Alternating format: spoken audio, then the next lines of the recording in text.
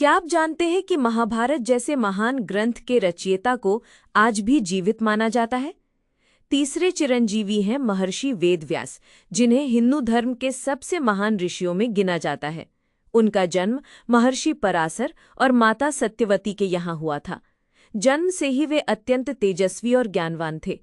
बचपन से ही उनका मन ज्ञान, तपस्या और धर्म के अध्ययन में लगा रहता था। उस समय वेद बहुत विशाल और जटिल हो चुके थे, जिन्हें समझना सामान्य लोगों के लिए कठिन था। तब महर्षि वेदव्यास ने मानवता की भलाई के लिए एक महान कार्य किया। उन्होंने वेदों को 4 भागों में विभाजित किया: ऋग्वेद, यजुर्वेद, सामवेद और अथर्ववेद, ताकि लोग उन्हें आसानी से पढ़ और समझ सकें।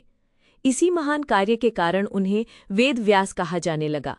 महर्षि वेदव्यास ने केवल वेदों का विभाजन ही नहीं किया, बल्कि उन्होंने दुनिया के सबसे बड़े महाकाव्य महाभारत की भी रचना की।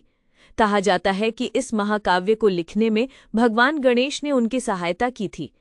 महाभारत में धर्म, नीति, जीवन और कर्म के गहरे रहस्य बताए गए हैं। इसके अलावा महर्षि वेदव्यास ने कई पुराणों की भी रचना की, जिनसे लोगों को धर्म, भक्ति और जीवन के सही मार्ग का ज्ञान मिला। उनका पूरा जीवन मानवता को ज्ञान देने और धर्म की स्थापना के लिए समर्पित था।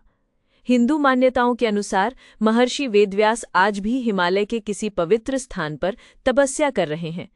इसी कारण उन्हें 7 चिरंजीवियों में से एक माना जाता है। उनकी ज्ञान की धरोहर आज भी पूरे संसार को मार्ग दिखा रही है।